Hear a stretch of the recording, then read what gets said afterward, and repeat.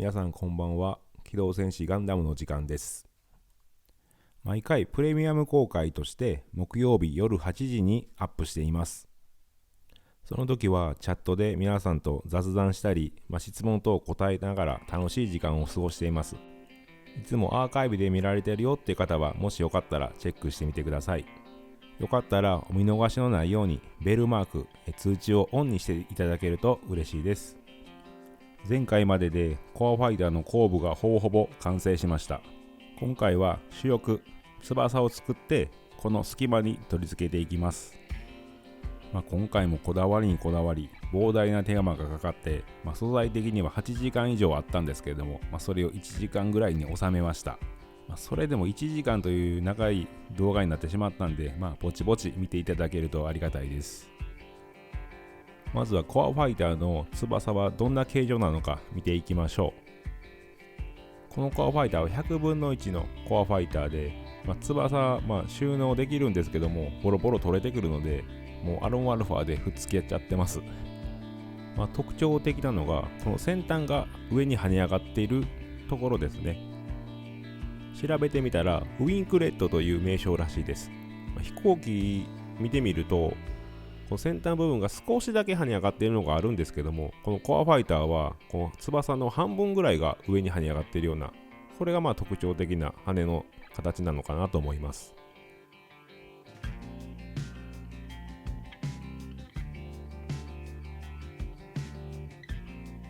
この100分の1のコアファイターで見ると、この白い部分に翼が収納されるような形です。僕のこのコアファイターを見ると、この部分が一段下がっているんですね。少しくぼんでいるように作りました。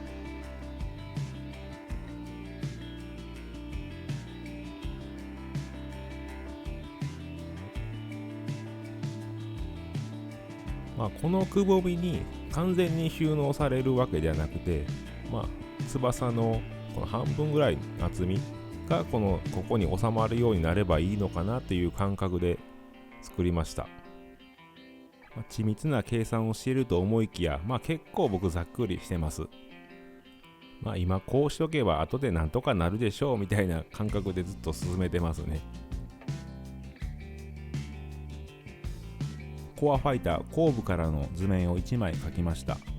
ここはね、折りたたむっていうことで、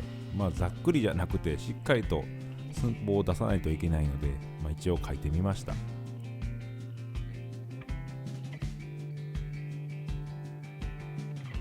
ここはコアファイターの底の部分です。この底もまっすぐじゃなくて少し斜めになっているのが特徴です。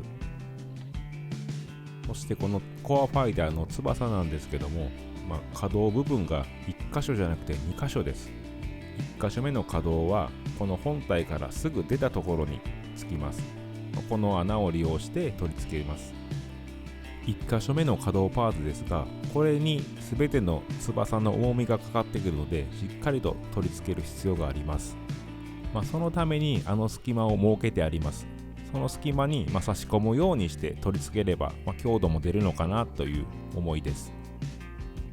1つ目の可動でコアファイター側面に垂直に立つように、2つ目の可動でコアファイターの上部にかぶさるようにして収納されるような翼を目指していきます。こうしてみるとなんな簡単そうに思うじゃないですか。これがね、いざやるっていうね、この立場になるとですね、これがね、本当に難しいんですよね。もう最後にしようかなと思ってたぐらいなんですけどね。けどやって選手に集中できるかなと思って先にしました。そしていきなりぶっつけ本番はちょっと怖かったもんで、この 5.5 のベニヤを3枚重ね合わせて一応ちょっと作ってみました。この形状云々よりこの可動ですね。可動のこの動作を一回ちょっと確認したくて作ってみました。見本も作ってなんとかなるってことが分かったんで、これで進めていきます。まずはじめにコアファイター本体に取り付ける可動パーツを作っていきます。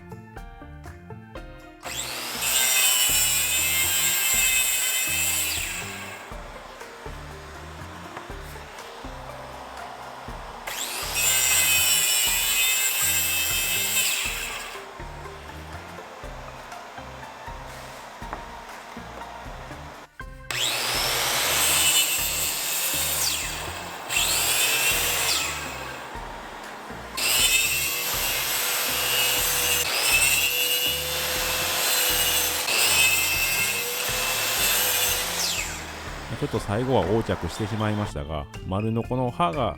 止まるまでは、動かさないっていうのが一番安全に使うポイントかなと思います。DIY 好きな方が見ても参考にならないような、動画や内容ばっかなんですけども、こういうところちょっとでも感じ取ってもらえたら嬉しいなと思います。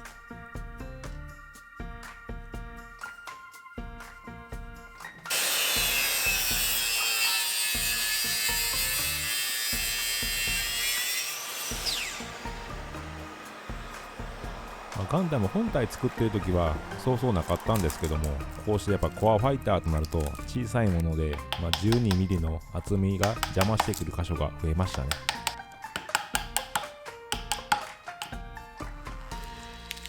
こういうところの両面テープは大活躍ですね。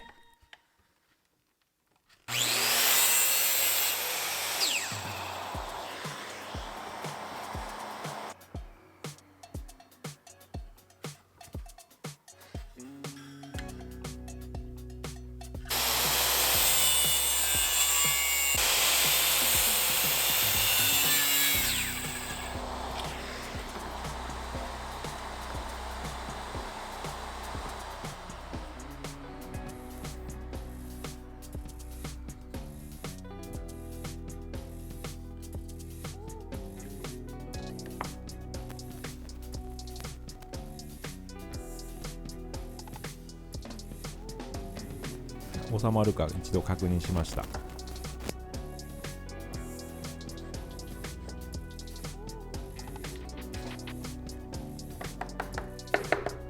この部材に翼の重みが全てかかってくるので、少しでも長くしようと、したんですけども、この車輪の開口部ですね、はみ出さない限界の長さで切っていきます。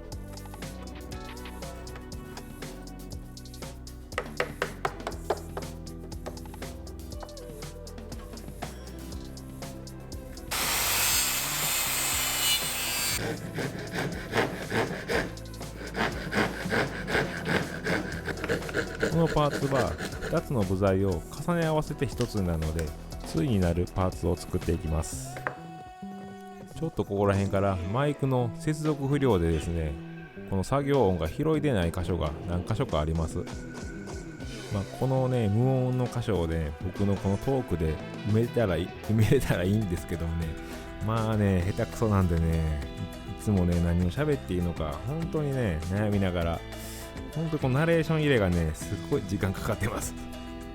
う少し噛んでたりね、しててもね、もうそのままね、入れてるのが現状ですね。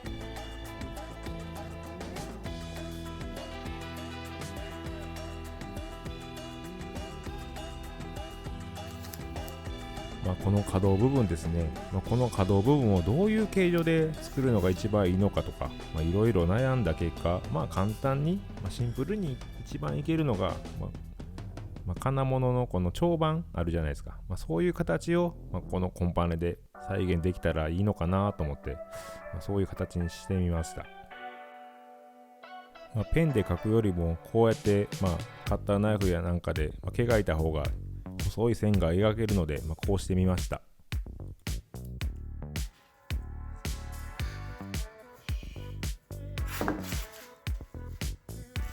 マスキングテープがかかっているところは残す部分で、あとは切る部分です。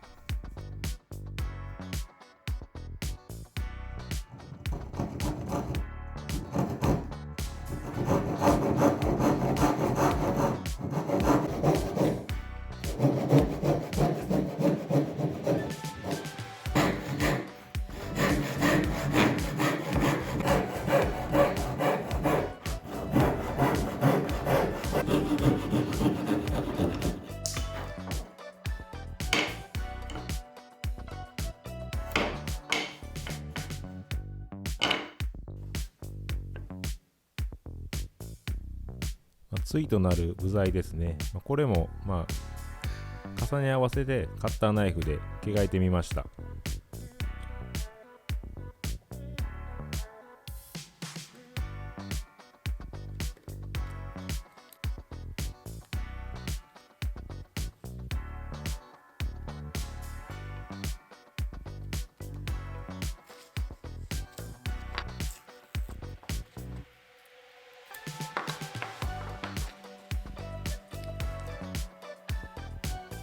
言葉で説明できにくい箇所になるんですけども、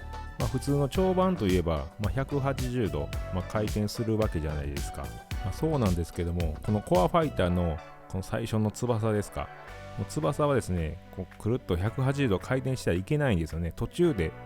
開いた状態で止まってなきゃいけないんですよ。この角度ですね。この角度で止めたいんですね。こうするにはどうしたらいいのかと思った時にですね、蝶番の片面を下ば残すと。そうするとここに引っかかって翼が止まるという、多分こうなるでしょうっていう、もう感覚だけで進めていきました。あんまり考えててもね、もう進まないんでね、こういう感じで進めていきます。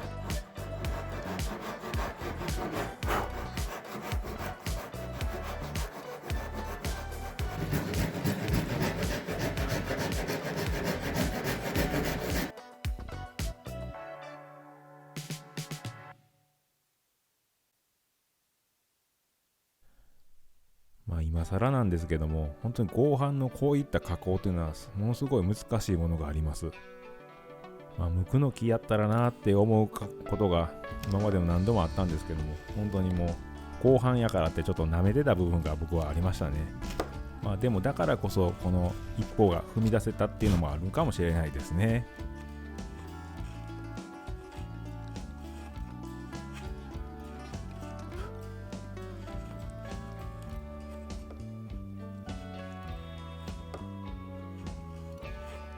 なんだかんだで1つ目のパーツが形になりました。こうして2つを1つにセットにして1個のパーツとなります。これを見てやっと僕が説明したことが分かってくれたんじゃないでしょうか。このね、下刃を残したことによってこう引っかかって、それ以上広がらないというような、そういう感じです。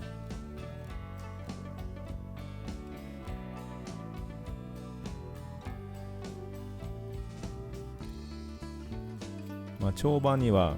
軸となる心棒がいるんですけども、それを木でやるのはさすがにちょっとあれかなと思って、こうステンの 3mm のものを買ってきました。こいつを軸にした可動パーツに仕上げていきます。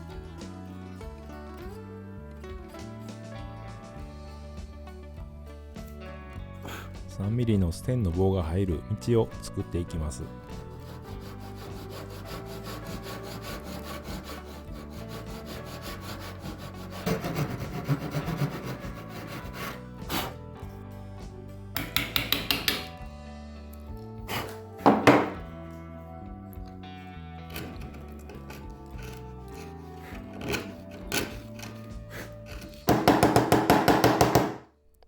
これでようやく翼の一部のパーツが出来上がりました。次は主翼のパーツ作りに進んでいきます。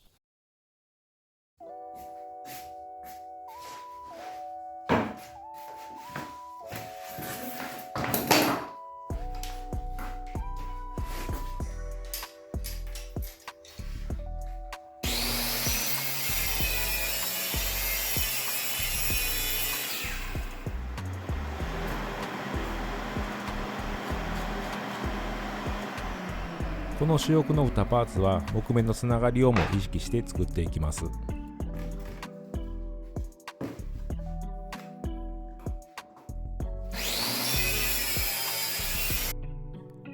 翼の厚みなんですけども、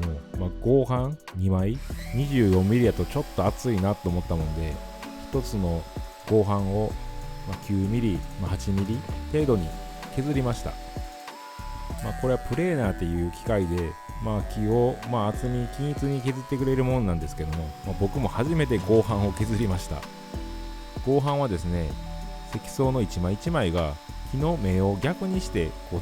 重ねてるんですね。それで強度を持たしているんで、うまいこと削れるのかなと思ったんですけど、案外綺麗に削ることができました。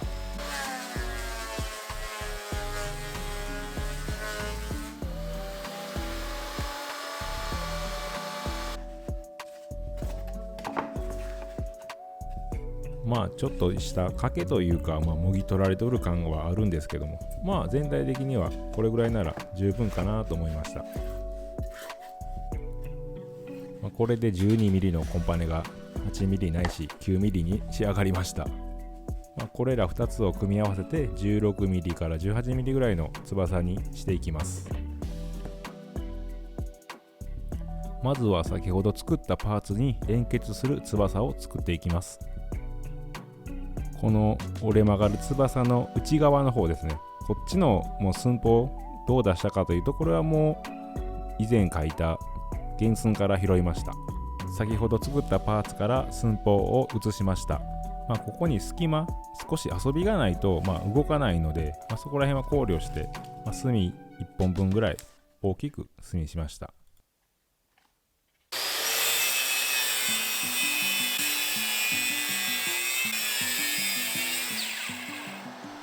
これで大まかに型取れたので、あとは可動部分を作っていきます。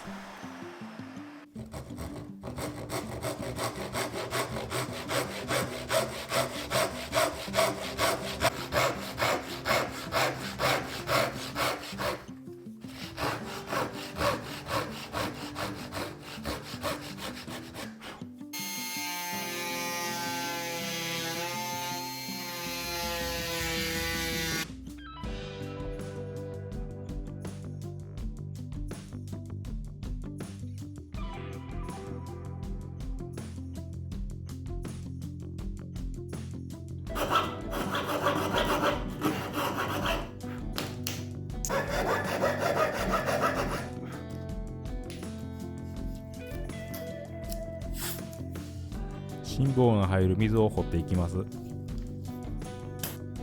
の心棒の位置だけはね、1ミリでもずれると動かないんで、ここだけは慎重にしました。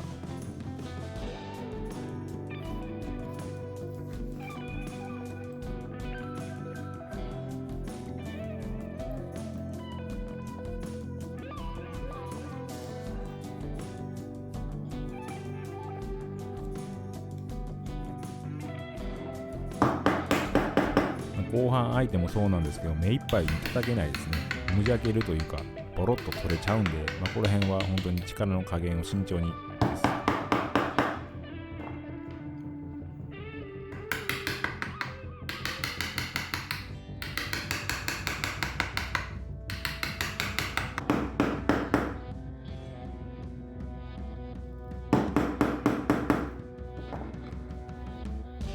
掘る深さはこの積層で見分けられるので、分かりやすいっちゃ分かりやすいですね。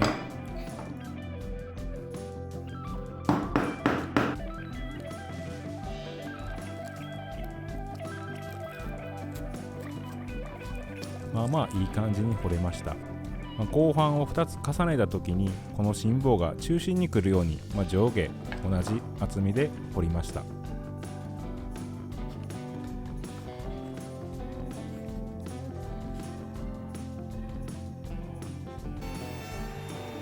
稼働する部分は丸くしないと干渉するので、トリマーで取ってあげました。なんで干渉するかって説明ができないんですけど、なんとなく分かってもらえますでしょうか。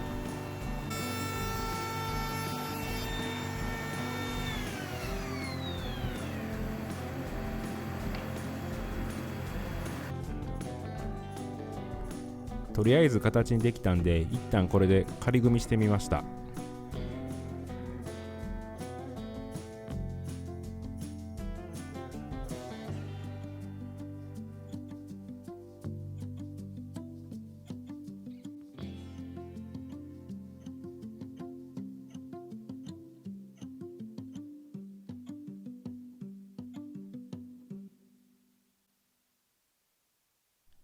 こうして仮に取り付けてみたら、いい角度で止まってくれました。最初のパーツにああいう加工をしていなければ、こういう角度で止まることなく地面についていたと思うんで、ここは大成功だと思います。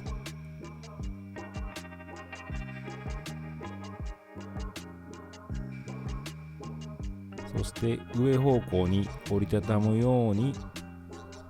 可動もこれで OK なことが分かりました。あと問題といえば、翼を広げた時に、最終もう一つの翼つけた時に耐えられるかっていうとところですね。そこはもうつけてみないと分かんないんで、一旦とりあえずこれで成功です。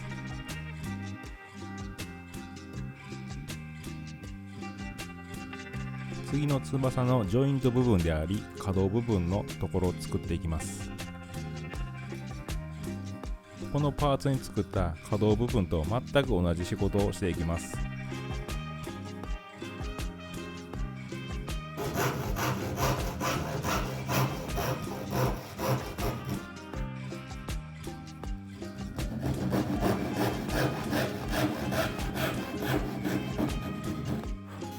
一つのパーツに同じ細工を2箇所するっていうのは、2箇所目は本当に面白くないもんですね。1個目でもう答えは出ちゃってるんで、2個目はいかに失敗せずに、作るかっていう緊張感が増すだけなんで、そういうところがやっぱり楽しくないところですね。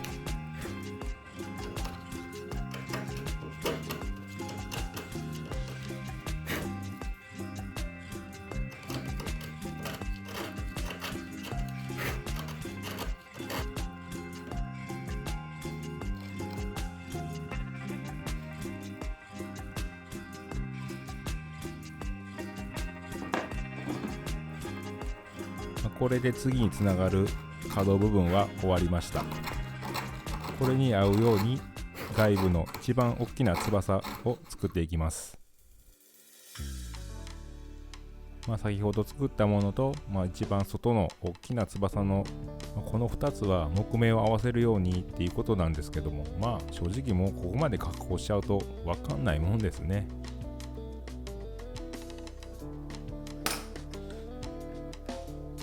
とはいえ自分の中で作ったルールに背きたくないので、ここで間違えることないように慎重に進めていきました。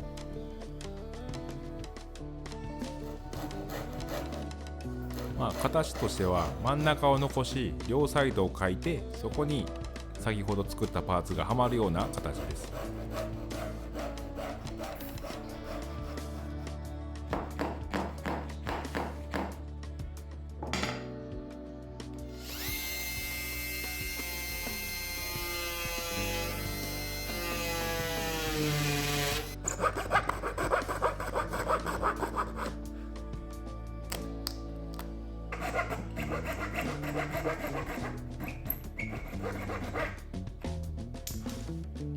僕もここまで編集しながら、ナレーション入れながら見てきたんですけども、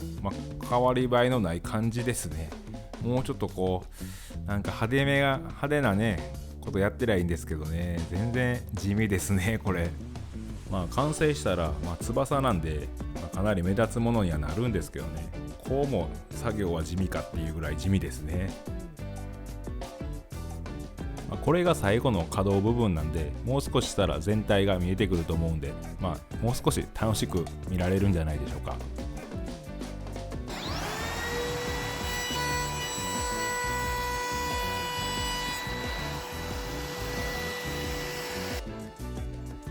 これで可動部分は終わりましたんで、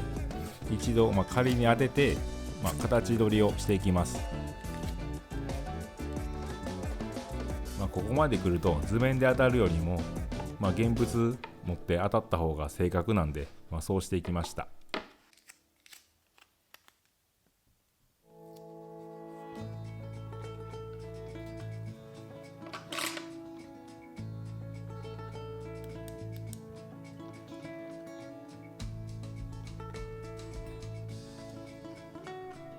もうあとはこのくぼみに沿ったラインで型取って、切断すれば、そのおのずと形は出てきます。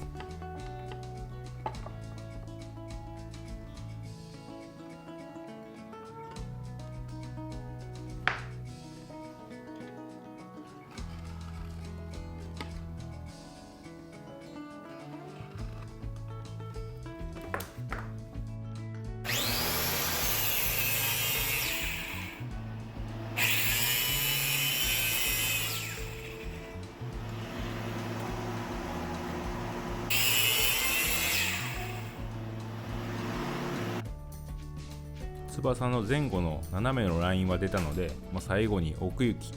この奥行きをこのくぼみの内に収まる長さで切り取っていきます。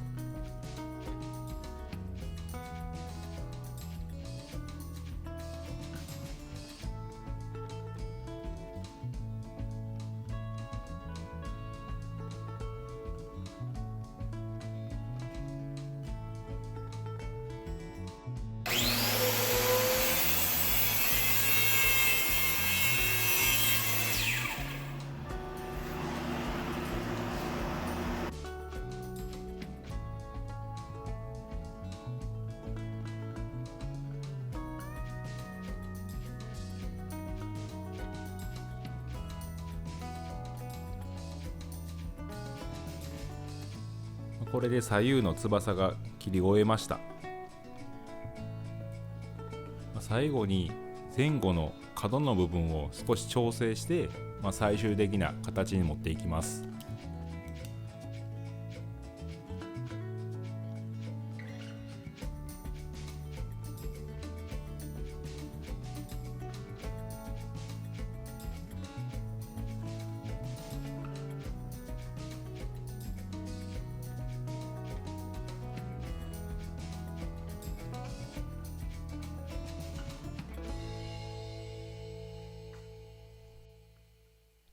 これが最終調整した翼になります。説明はできないんですけど、かっこいい形になりました。形を崩さずにピタッと収納されているのを見ると、広げた時も翼の形がかっこいい。そしてそのままそれが収納されるこのコアファイターの形っていうか、それは本当に考えた人はすごいなと思いました。これでやっと全体の完成形が見えてきました。けれどもこれで終わる僕じゃないです。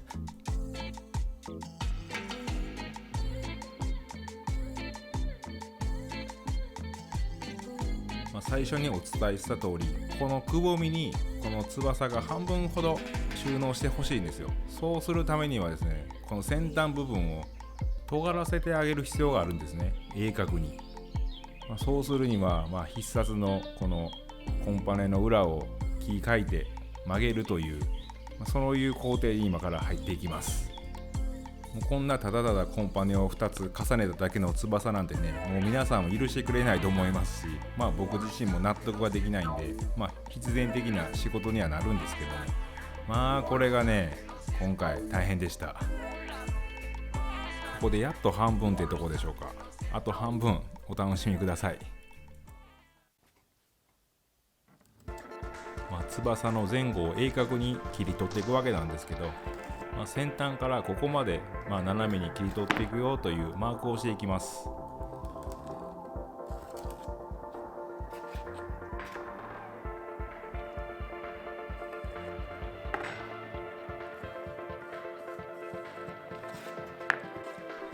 まずは丸ノコで斜めに先端を切り取っていきます。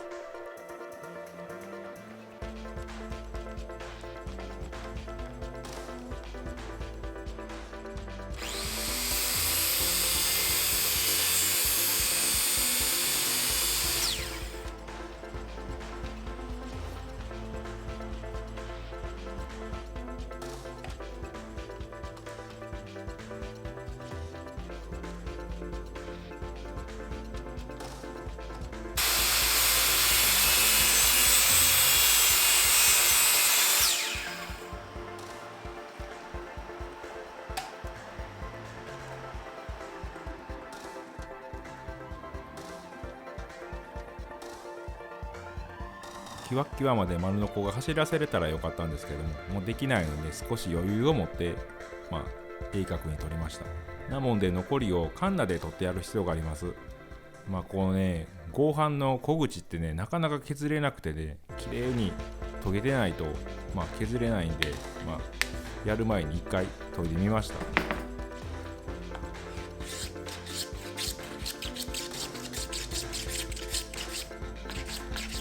合板は針葉樹なんで柔らかいもんなんですけども、やっぱり合板につなげてるこのボンドがやっぱ悪さして、なかなか小口をうまく削れないんですね。そのために刃物はしっかり研いである必要があります。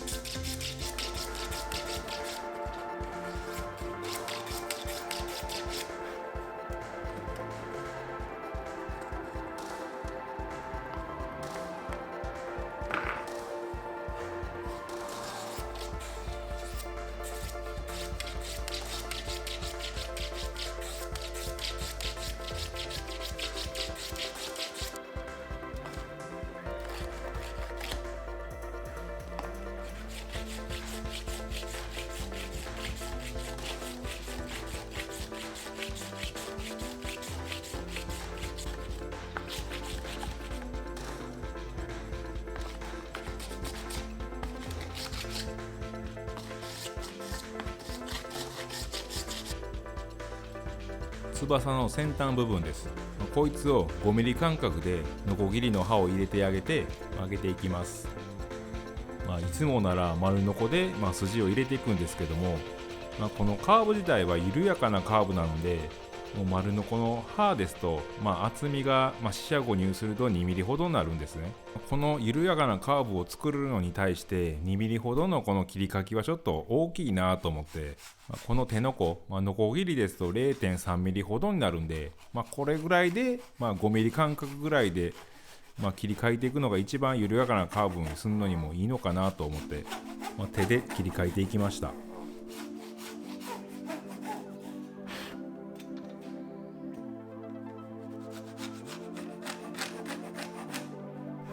これがね、思っている以上に、難しいもので、結局切り替えていくのは切り替えていくんですけども、この後半の1層目だけを残す、2ミリないぐらいを残して切っていくんですね。これがね、やっぱり、簡単ではないですね。しかもこう何列切っていくんかなっていうぐらい切っていかなきゃいけないんですよね。しかもそれが1、2、3、4枚あるんで、やってしまったなっていう感じですね。先に切り込みを入れるコンパネを僕が斜めに先に切り取ってしまったんですけども、先に切り込みを入れられたなら、このノコギリの刃の両端に気を添えて、もうそれ以上切り込まないような細工もできたんですけども、先に切り込みを入れてしまうとですね、この斜めにこの丸ノコを走らす時もボロボロっと取れちゃいますし、カンナで削るにもボロボロっとやっぱ取れちゃうんですよね。なんせコンパネの1層残し2ミリ残しぐらいになるとやっぱり強度的にはやっぱ無理なんで、こういう工程でしかできないなっていうことでしてます。この切り込むだけで1時間以上やってます。ちょっとライブみたいな感じでちょっと特別感あってちょっと残すのはいいんですけど、アーカイブでこのね1時間ひたすら切り込みを入れてるっていうのはちょっとね誰も面白くないんだろうなと見ても、なのでもうちょっと数分にしちゃいましたが、本当に結構時間かかった作業です。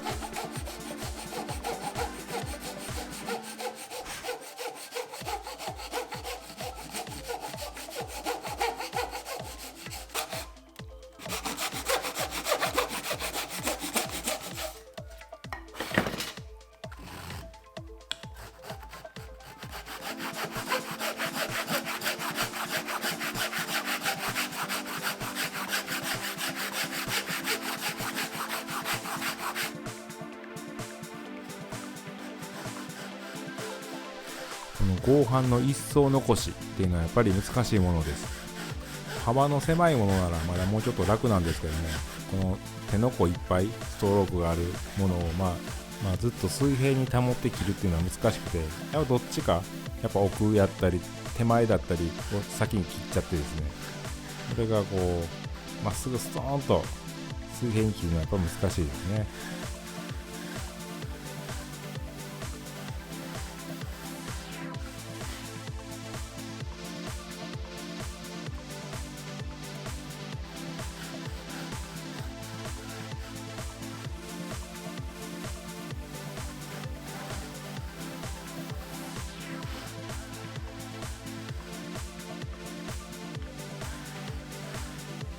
もうこうやって手前覗いて奥覗いて、慎重に慎重に切るしか方法はないですよね。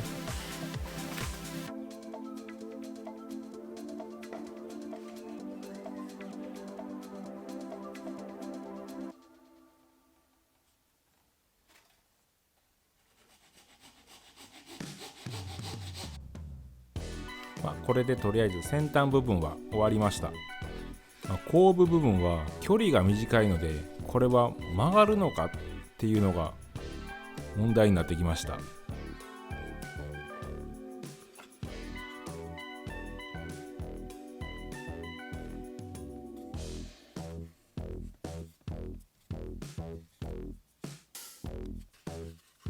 試しに端材に2方向に筋を入れてみました。1層目と同じ目の方向に筋を入れたものは、簡単にやっぱり折れるんですよね。簡単に曲がります。その逆、繊維方向に対して直角に入れた筋、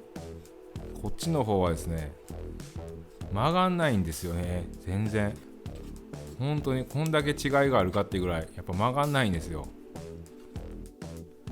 それでもってこの翼はこっちの曲がらない方向なんですよね。これはまあ困りましたね。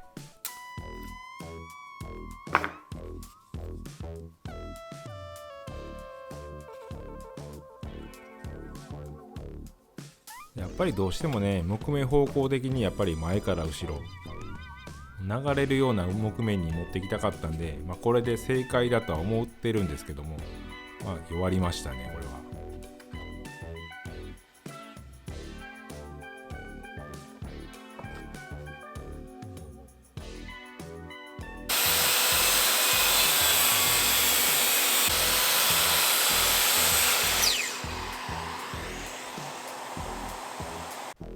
もう後部の方は丸のこを2回ほど走らせて、3ミリか4ミリぐらいの溝をつきました。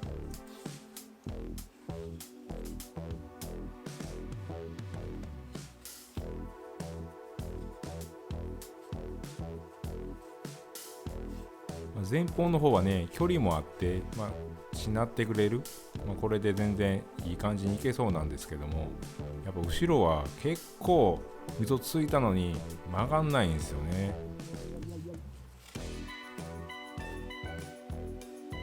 結構キワッキワまで丸のこの刃を走らせたんですけどね、やっぱ曲がんないんですよね。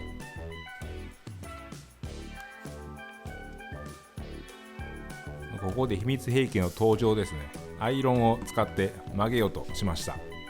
最近ね、こうアイロンで高熱で蒸して曲げるっていうのをハロの鏡作る時も使いましたし、大阪の店舗でもこうやって曲げたりするのを使いました。なので合板も曲がるんじゃないかなという最後の望みにかけてみました。本当は数時間ないし半日ほど水につけてからやりたいんですけども、合板はやっぱ水につけるとダメなんで、寸前に水で少し濡らして、そしてアイロンをスチームをオンにしました。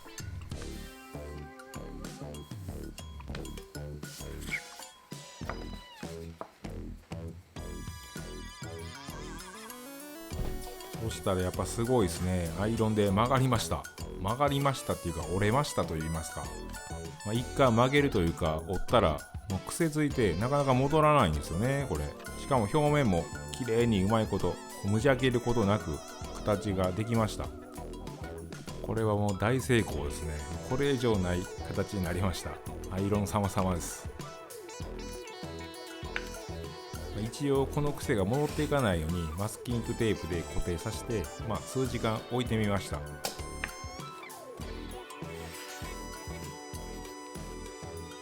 本当表面もねすごい綺麗になったんで、それが一番良かったですね。後半曲げたい時この方法を使ってみてください。あとは同じ方法で曲げていきます。すぐ水分が乾くんでね、少しずつ水を足しながらアイロンかけて、ちょっと力を加えながら曲げるような形でアイロンかけていきます。そうするとうまいこと曲がっていきました。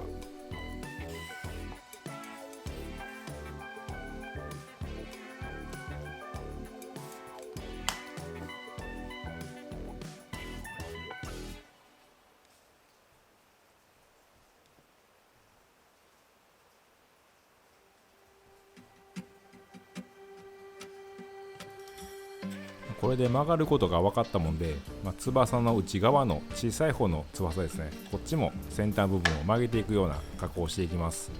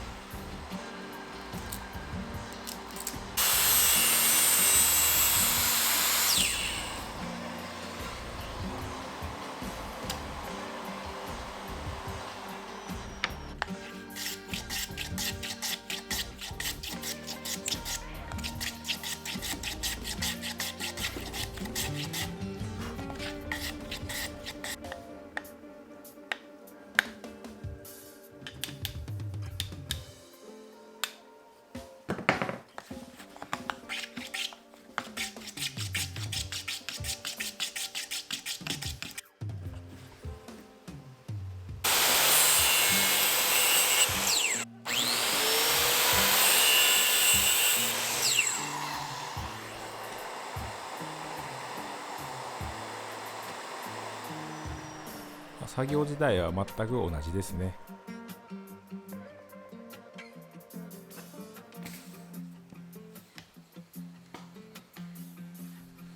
合板なんでね、あんまり水につけることも良くないですし、高熱で蒸すとなるとこの積層のボンドが悪さして何かこうなったりするんじゃないかなと思ったんですけども、案外うまく曲げることができたんでほっとしました。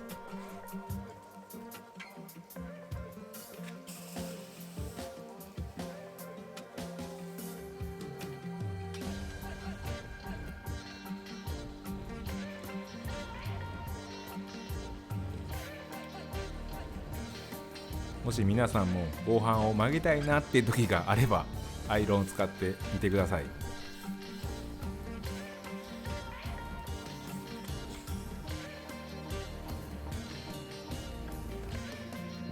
これでほとんどの翼のパーツが完成しました。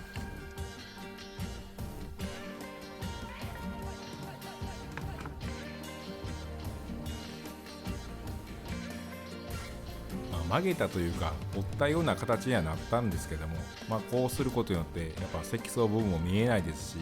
一層翼のような形になったのかなとして大満足しています。これで全てのパーツを一旦仕上げていきます。最初に180番でやすってから、仕上げとして400番でサンディングしました。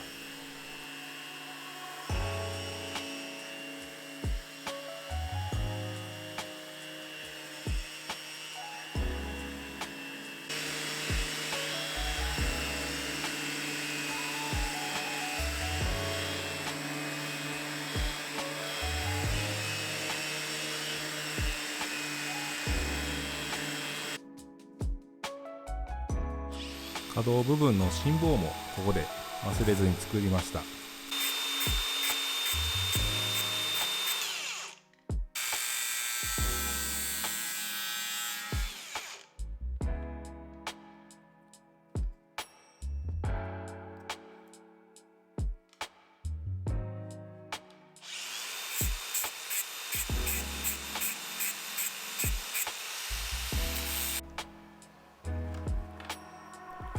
軸の部分はこの心棒とそれを囲うような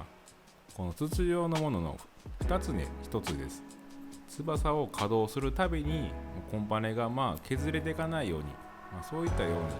こういう構造にしました。まずは小さい方の内側の翼を組んでいきます。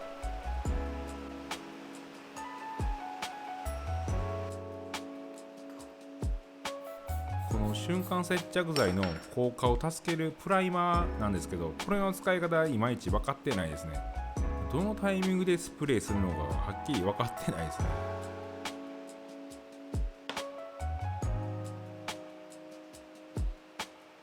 いつものタイトボンドをしっかり塗っていきます。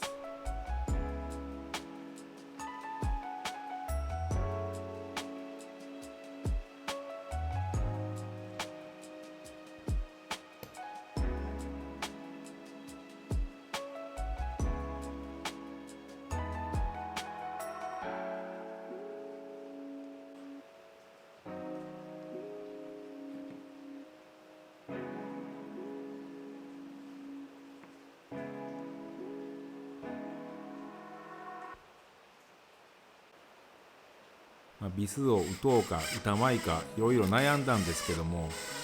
飛行機の翼見てみると結構リベットの跡がそのまま残ってたりするんで、それはそれでもうありなのかなと思って勢いよくビスを打ってみました。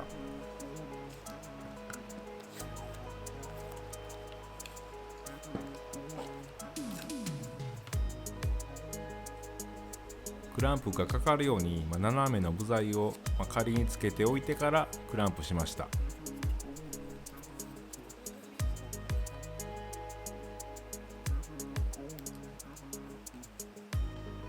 カメラのアングルが悪い。このねボンドをねつけてからのね作業はねやっぱ素早くしたいんでね、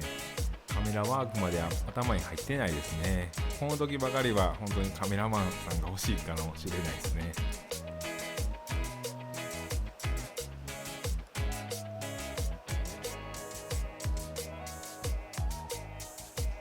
いい感じに組めたんじゃないかなと思います。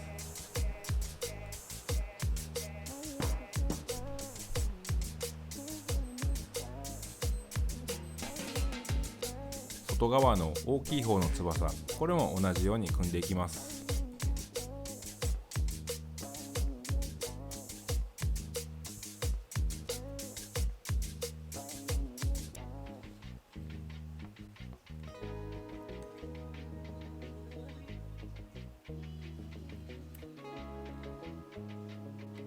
先ほど組んだ翼パーツとここで一体化していきます。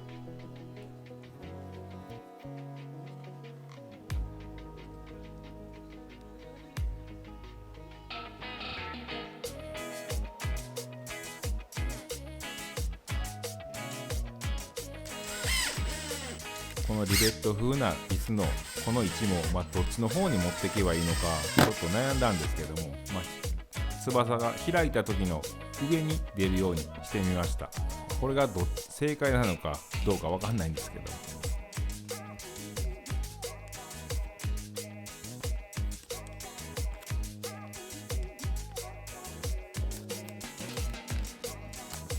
ここをマスキングテープでしっかり固定していきます。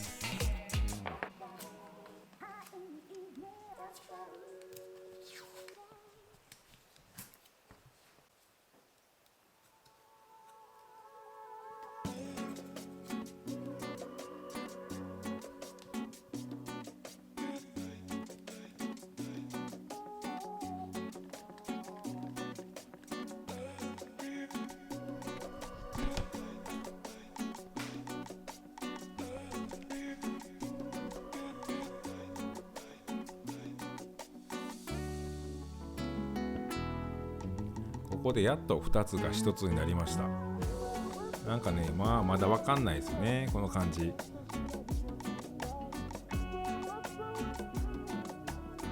左右同じように組んでいきます。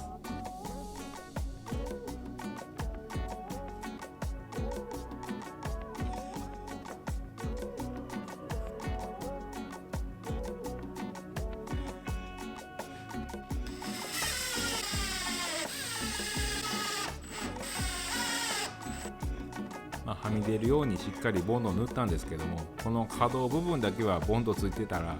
止まっちゃうんで、ここだけはしっかり拭いて乾燥させました。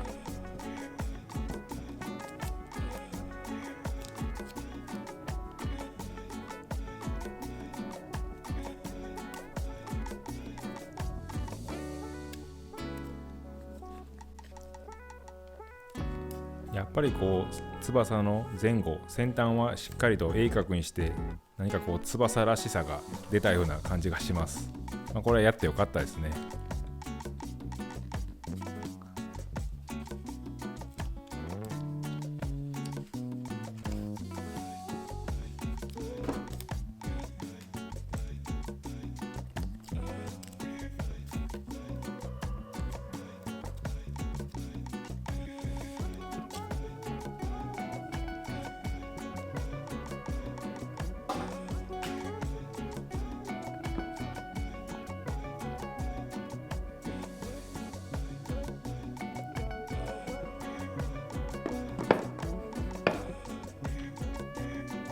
これで左右の翼のパーツは組み上がりました。あと一つ、コアファイター本体に取り付ける可動パーツも組み込んで終わりなんですけども、だいたいこんな時間なんで今日はこれで終わりました。やっぱこういう作業は夜中がはかどります。最後のパーツを組み込んでいきます。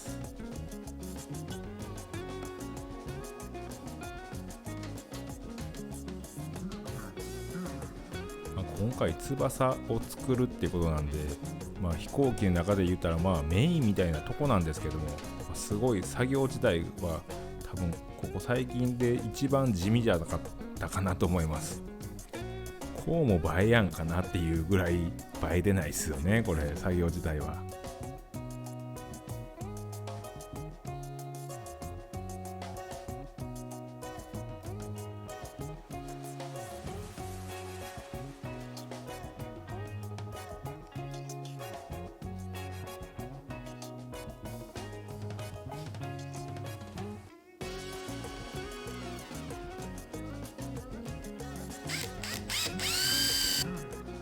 ここは見えない箇所でビス打ちができたんで、迷わずビス止めしていきました。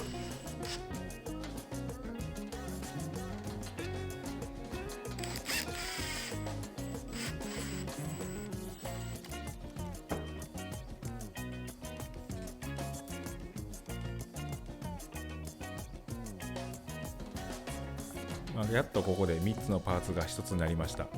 稼働も問題なさそうですね。こっちは右の翼かな。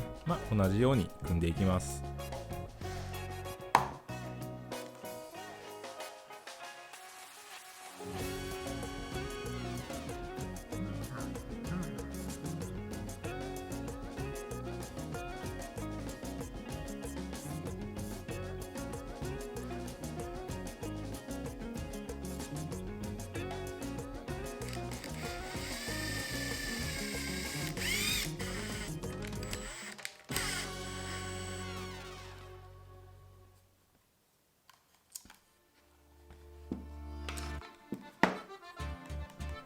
こっちの翼も、稼働自体は問題なさそうですね。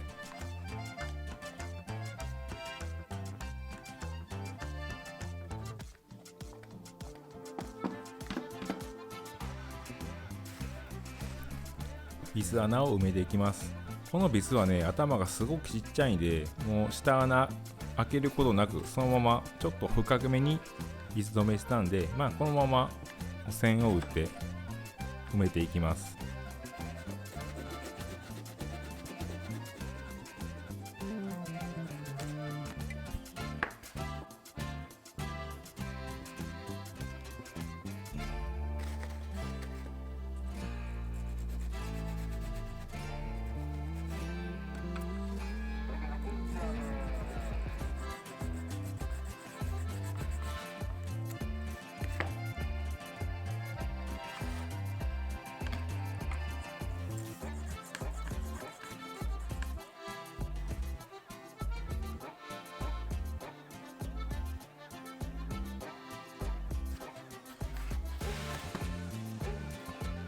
最後に全体をサンディングするんで、のみで大体取りました。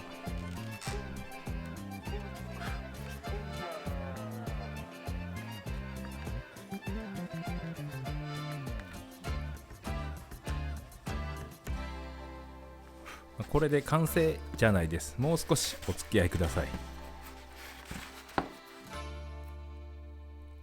後半の積層部分がまだ見えている箇所があるので、それを埋める小さいパーツを作っていきます。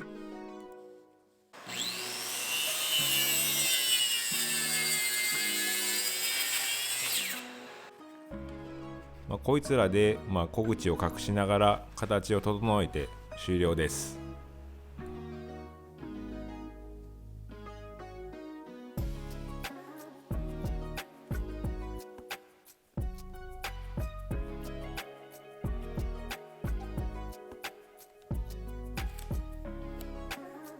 多少幅も長さも大きなものを貼り付けてます。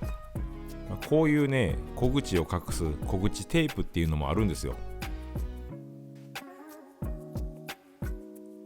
木材の種類も結構あってですね、多分ヒノキもあるんじゃないかな。探せばあると思うんですけど、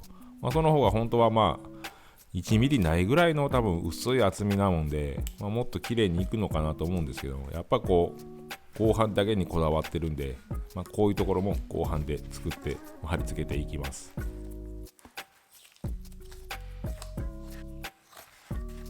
今回もマスキングテープ結構使いましたね。もう野球の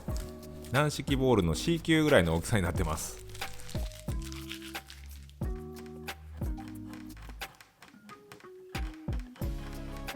はみ出しているところをのみではつっていきます。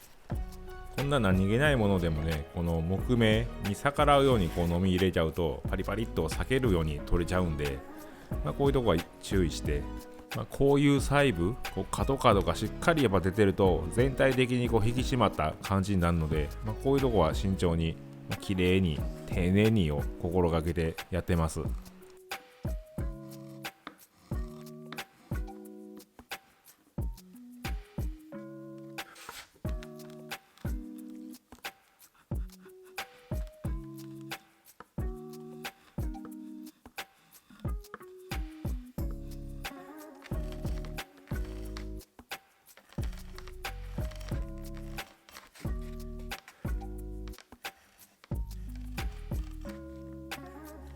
っぱりこういう作業は夜中はかどりますね。本当に何かこ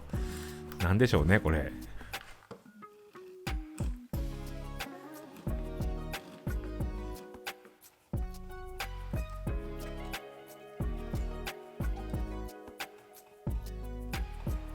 可動部分にも積層部分を隠すように合板を貼り付けました。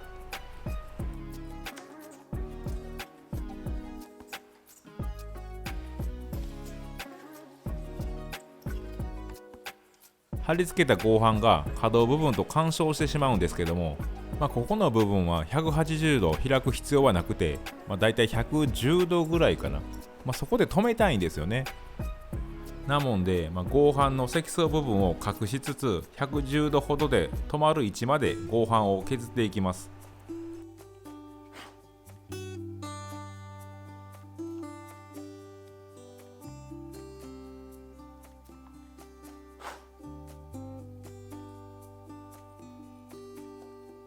今回翼なんで、映えるような作業風景が見せられると思ったんですけども、なかなかこうね地味でしたね。今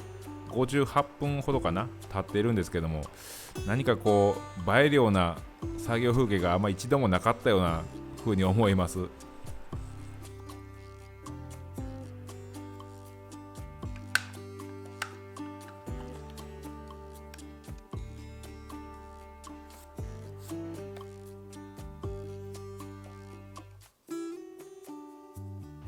翼の開く角度を何度も確認しながら、少しずつ削っていきました。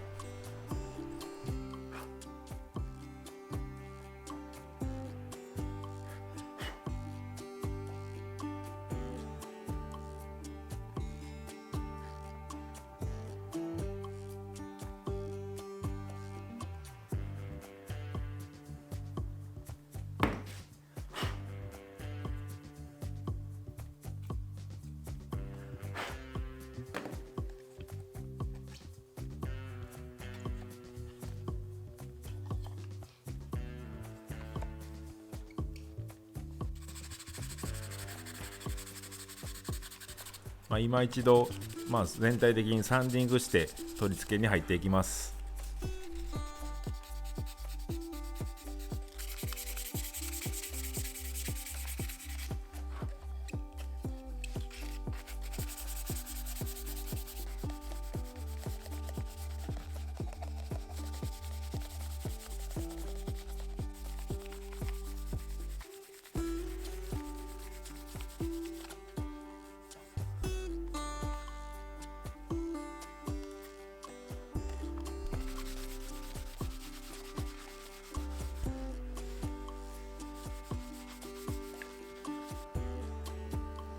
これにて翼が完成しました。いい艶出てますねいやー、これ合板だけでできたとは思えないようなクオリティになったんじゃないでしょうか。いや、結構満足してます。特にこの可動部分見てください。このね、無理に木でやった感がないというか、なんて言うんでしょう、オリジナルのような、何かこうディティールをこう崩さずにみたいな、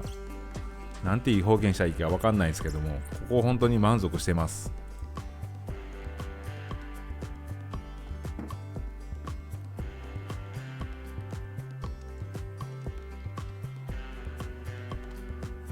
何かこう木目のつながりまであんまりちょっと分かんないんですけども、同じものを使っているので、一枚な感じはすごいしますよね。翼のこの先端もね、なかなかいい角度が出たんじゃないでしょうか。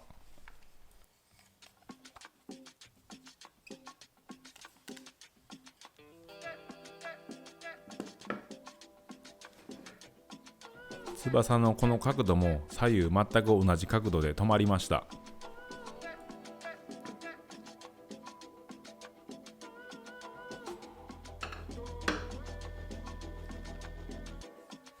この羽の角度なんですけども、ちゃんとした資料がなかったといいますか、アニメ見てだいたいこんなもんかなっていう感じで、90度ではなくて、110度ぐらいだったんで、そのように収めました。かなりいいものができたと思います。これを最後取り付けて今回の動画を終わりにします。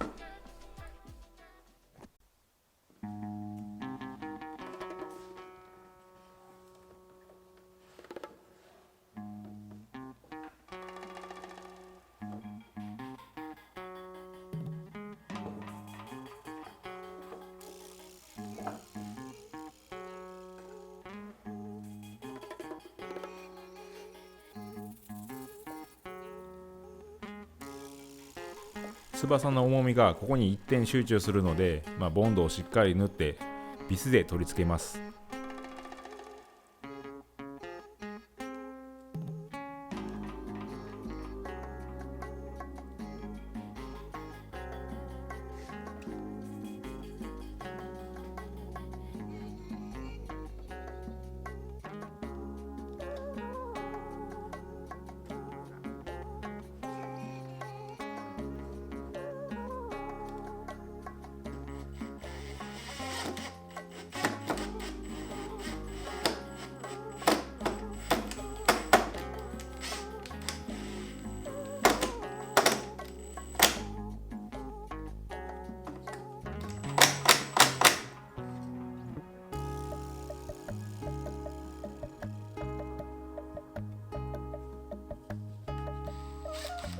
すんなり取り付けることができました。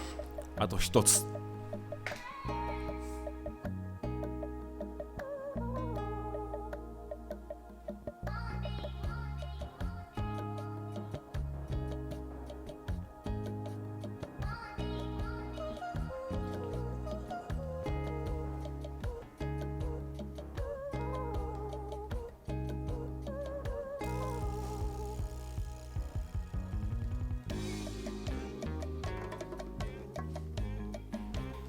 もうすでに迫力のある映像になってませんか？こうね、羽が広がった状態ですとね、まあまあでかいんですよね。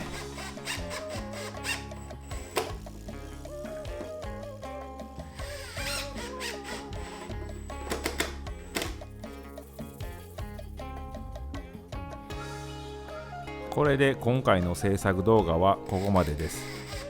あとは翼が開いた状態で持っとるかどうかですね。ではご覧ください。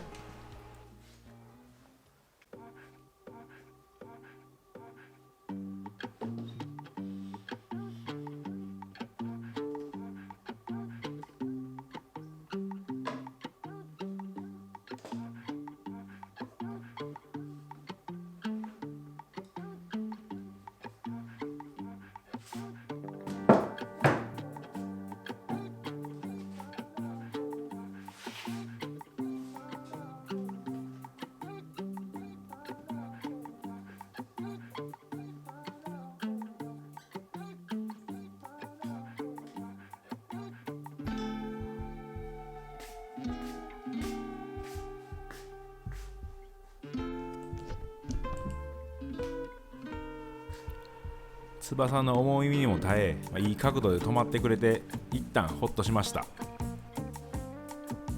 前回の動画でエアインテークを取り付けた時に思ったんですけども、翼をつけたことによってもう完全に誰がどう見てもコアファイターになりました。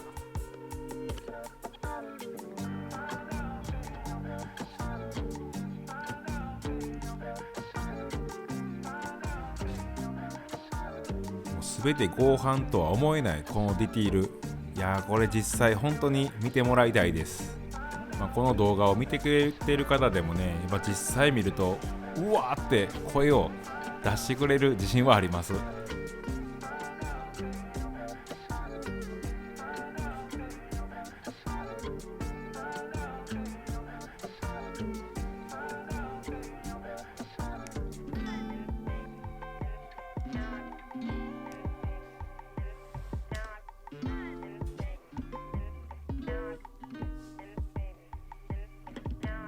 この可動部もわざとらしくないというか、自然な形になったかなと思います。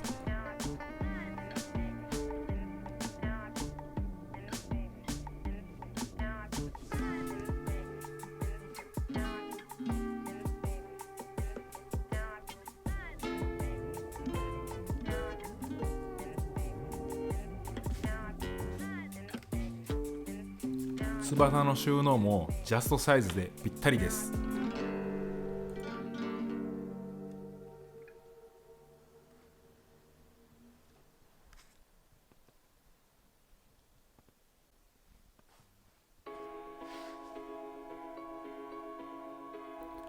翼の収納時のコアファイター上部と翼のこの隙間もも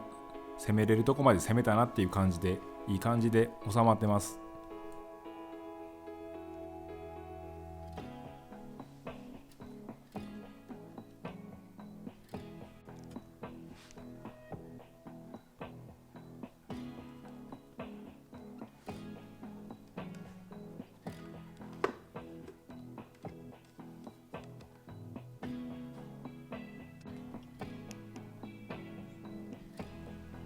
可動部に違和感がないので、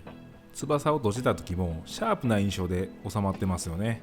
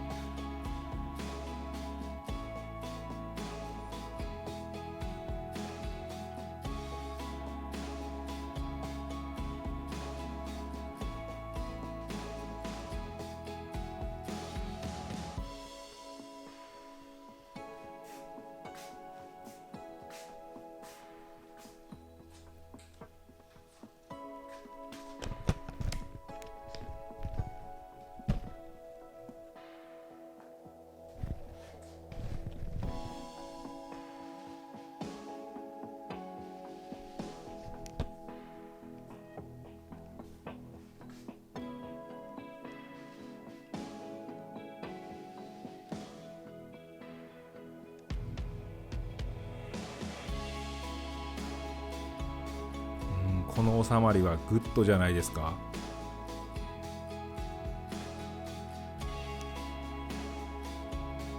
この正面全部のエアインテークの上部から翼にかけてのこの緩やかなカーブ、これが一体となっていいフォルムが描けてるのかなと思います。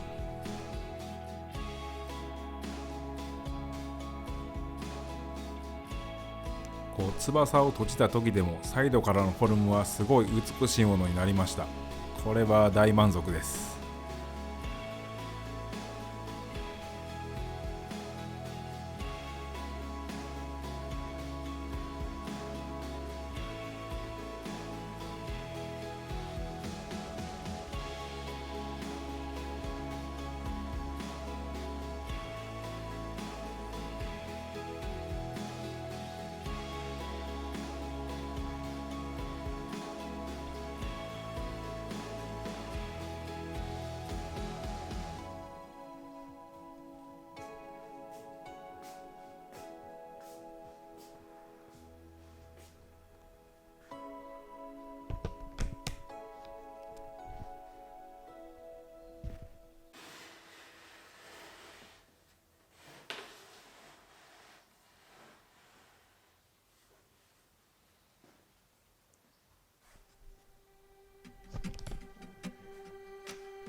いや、後ろからのフォルムもむちゃくちゃかっこいいですよね。いや、これは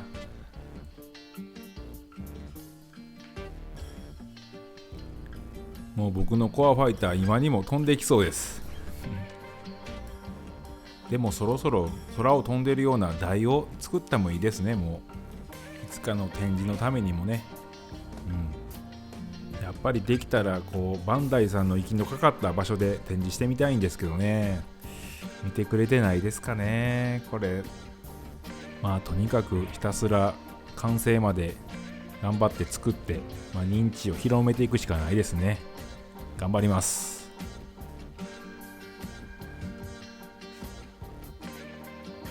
ということで今回主翼の方は完成しました。頭の中で思い描けてた以上のものが、できたんじゃないかなと思います。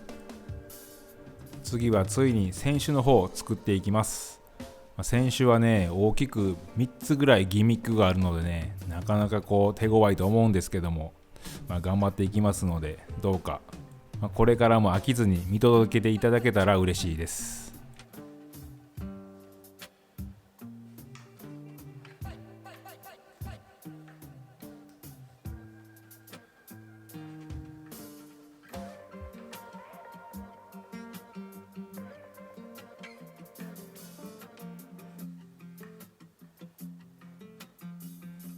今回も長い動画になってしまいましたが、最後までご視聴ありがとうございました。チャンネル登録といいねもよろしくお願いします。また見逃すことのないようにベルマークをオンにしていただけると嬉しいです。最後までありがとうございました。また次の動画でお会いしましょう。